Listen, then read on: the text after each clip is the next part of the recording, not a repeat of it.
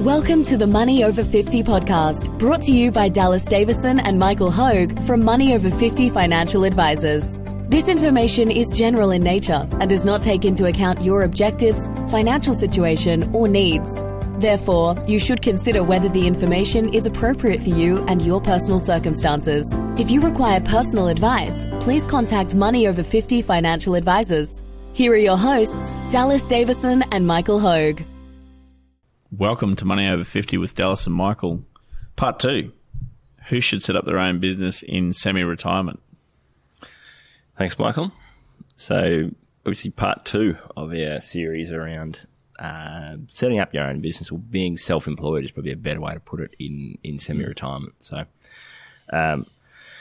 we've obviously talked at great length about why it can be a really useful thing for a lot of people, setting up your own business and going out on your own in sort of those last few years of your working life and in the early years of your retirement. All the advantages, all the positives to doing so. What we want to talk about here is more around, I guess, the who is this suitable for and who isn't it suitable for, because it is there's obviously going to be some people that this strategy is a really good fit for in a lot of ways, and there's others that it's just not. It's either not appropriate for them based on the type of work they do or the type of knowledge they have, or just the type of personality that they are. So, I guess firstly, the people that shouldn't set up their own business in semi-retirement is number one, probably people who just the thought of it makes their brain hurt. I think we did a podcast about this a little while ago about what was does thinking about money make your brain hurt? So there are some people that the thought of, okay, well, you've got to set up a separate bank account for your business, and just that's step one, and they go, oh, just the idea of it just makes me. I'd rather go and dig a hole in the sun for 12 hours straight rather than have to ring the bank and do that. So if you're that way inclined, if you just the idea of it, of looking at it or thinking about it, just makes your brain completely hurt, then don't do it, because there are. I talked at great length in the last podcast about how the friction of setting up your own business has gone down by a lot. It is very easy to do a lot of these things, but there are still hoops that you got to jump through, and there are things that you have to do. And if it's going to cause you, way more pain than any financial benefit that you're going to get out of it, then just don't do it. So, there's countless hours spent just working out what your internal processes are going to be, for example. So what gets produced by whom and when and how that all flows. Now, you're wearing many hats, usually as the sole employee of this new business. But you still have to put in countless hours just to work out exactly how to even get things started from an internal point of view. We were just talking about this before having a coffee about Nicola with her law firm. She's been a lawyer for 10 years, and setting up just the setup of her business, we estimate probably took 1,000 hours from go to way, from the genesis of the idea to actually operating and having money coming in the door. It was probably 1,000 hours worth of just. She had to do a course to be a practice management course. This is obviously as a lawyer. There was the setup of a company, setup of bank accounts, cards, all that sort of thing. Signing up for software, as you said, getting systems in place, templates, all these sorts of things that. It's often easy to forget when you do work for someone that, as an employee, there's a lot of these things that are just taken care of. Even basic things like payrolls and things like that. Tax, all those sorts of things that are just happening behind the scenes. If picking up that rock and looking under that rock is going to cause you to give you a headache, then you probably shouldn't go down this road. And it's It's one of those things, I think, where when we look at this as to who this fits, we really always got to understand, like everything with our retirement planning or our financial planning, is the point of it all is to live the lifestyle we want. So there's nothing inherently valuable about setting up a business and just because then you can puff your chest out and say, I've got my own business.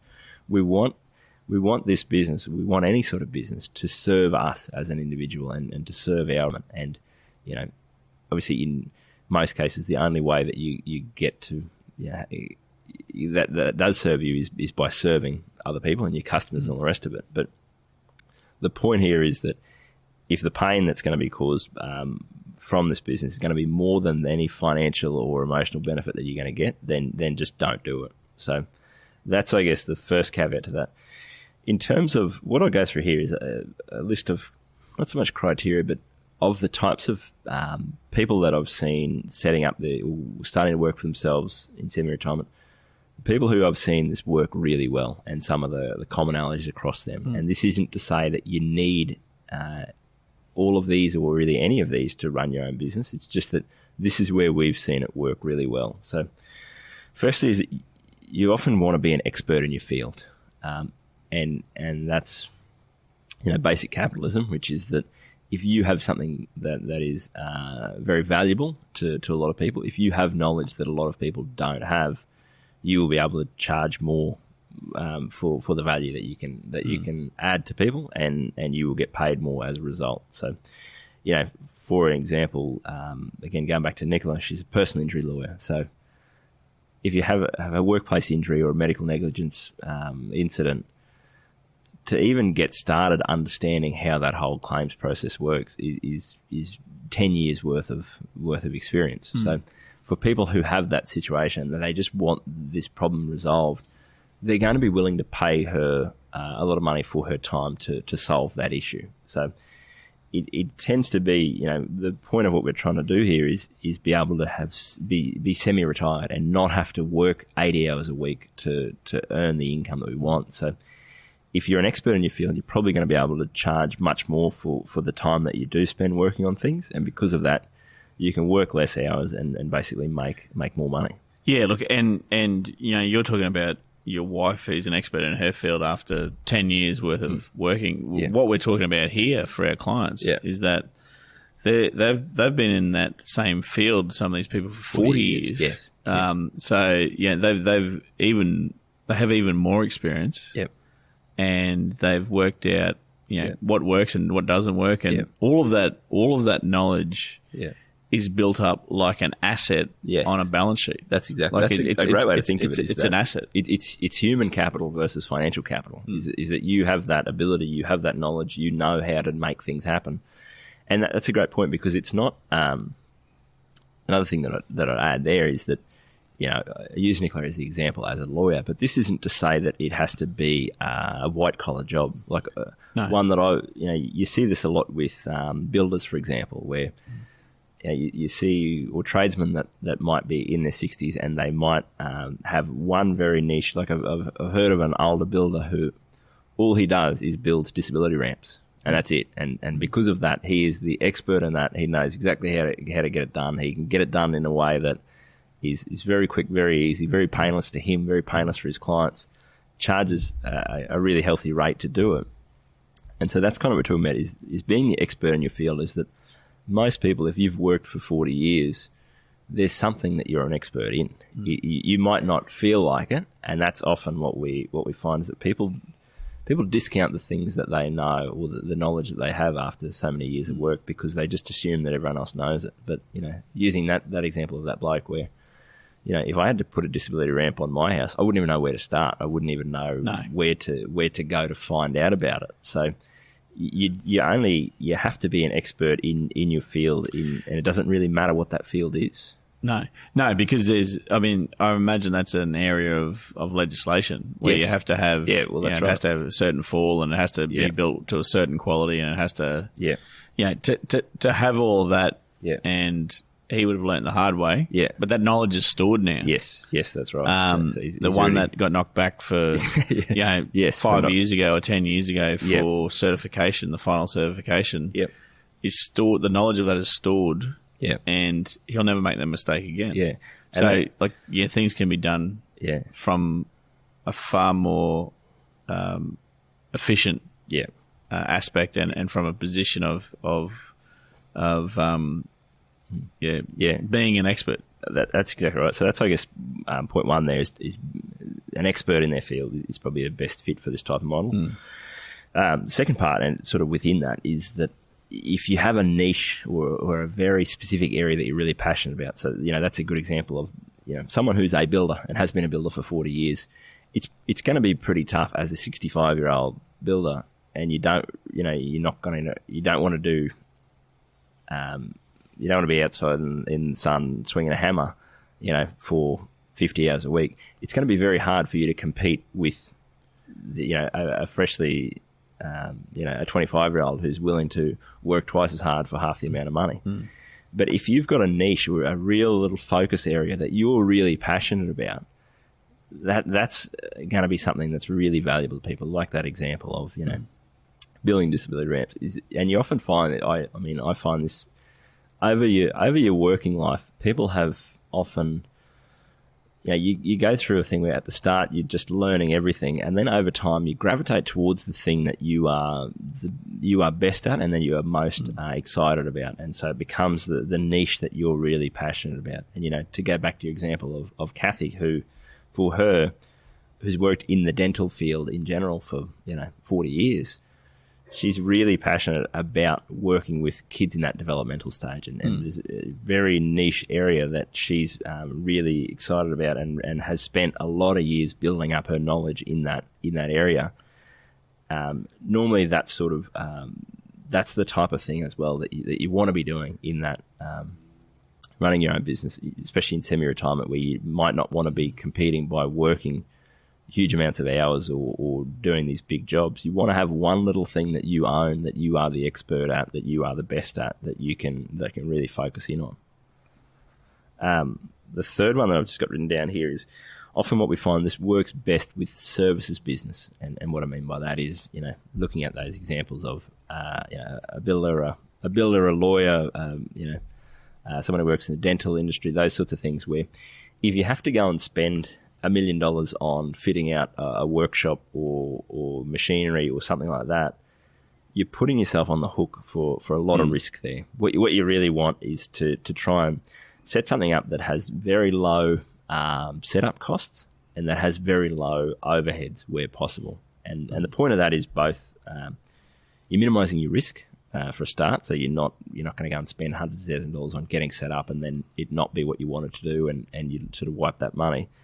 But also moving forward, what that allows you to do, which you touched on in our last podcast, is it allows you to then be able to dial that up and dial that down. So if you've got huge overheads every month, you have to be getting in the revenue, getting in the business to support that. Whereas if you're running very, very lean and you've got very low overheads, you can just sort of park your work for 3 months and go and travel and go and do those things, and then come back and pick it back up, and it's not costing you a huge amount to keep things ticking over. So that's a big one for me. Is it generally fits best for those services type businesses that have those low overheads and have low inventories and that kind of thing. And one of the things that I'd think about as well is, can I take my work with me if I need to? Yeah, so that's a great point. If we're driving around Tasmania and I need to jump onto my laptop and punch out 15 hours this week because I've got some stuff that I've taken on and it hasn't completed yet, and ideally we would have I would have finished that case at this point in time or whatever it is that you're working on. But we can go and travel, and I can do that 15 hours for the week while we're on the road. So that's another one. That's a great point. You can actually take portability, because again, you don't want this. For most people, you want this to fit into your semi-retirement. You don't want to then have to be beholden to, well, I have to be in a certain time, a certain place at a certain time because I've got all these commitments to these things. So that portability, that's a great one that I hadn't sort of thought about there, is that you do see that works really well. The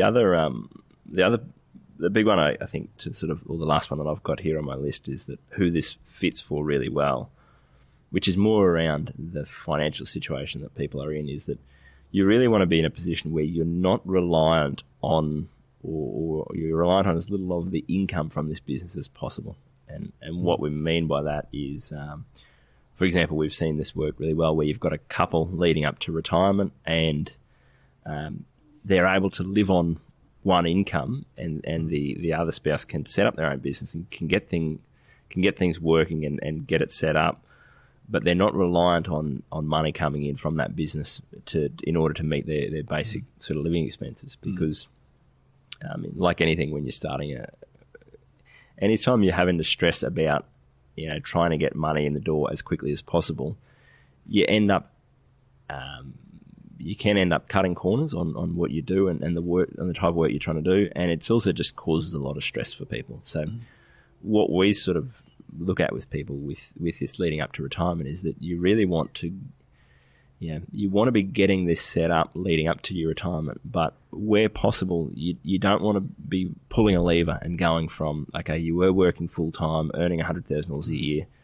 Now you've stopped work, but you need to replace that income very quickly. What you really want to do is try and get in a position where, okay, well, we're in the ballpark of where we need to be in terms of retirement savings. We can dial down that income now and try and replace that gradually over time with this business income.